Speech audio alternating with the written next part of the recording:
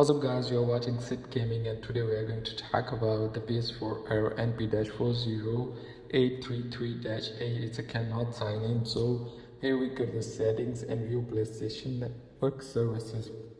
Sometimes server is down, that's why you can't sign in or you sign out your PSN account.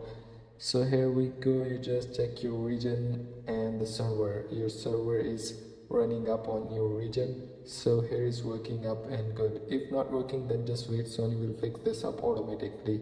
And if this is working, then you just go just forget your Wi-Fi and set up an internet connection again.